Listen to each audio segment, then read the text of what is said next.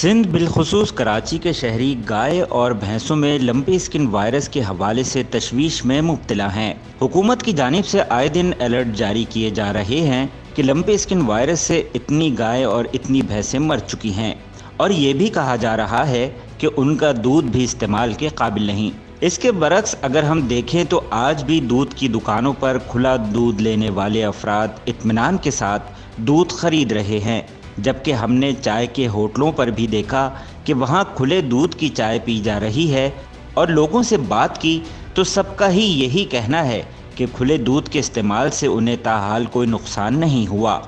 اگر دودھ میں کوئی خرابی ہوتی ہے تو دودھ والے کو فوراً بتا دیتے ہیں، بھائی جو بارے کا دودھ دینے آتے ہیں تو ان کو بتاتے ہیں یار یہ آج دودھ میں یہ مسئلہ ہے، یہ خرابی پتہ چل جاتا ہے، پینے سے پتہ چل جاتا ہے کہ دودھ میں مسئلے مسائل ہیں،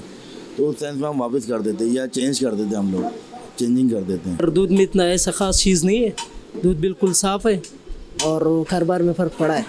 ڈیری فارمرز کا کہنا ہے کہ اکتوبر 2021 میں جانوروں میں لمپی اسکن وائرس کی بیماری پہلی دفعہ پاکستان میں آئی، جو کہ اب دم توڑ چکی ہے، اور اس کی وجہ یہ ہے کہ جب سے بیماری پھیلی تو ڈیری فارمرز کی جانب سے اپنی مدد آپ کے تحت جانوروں کو ویکسین لگائی جا رہی ہے، اور اب یہ بیماری نہ ہونے کے برابر ہے۔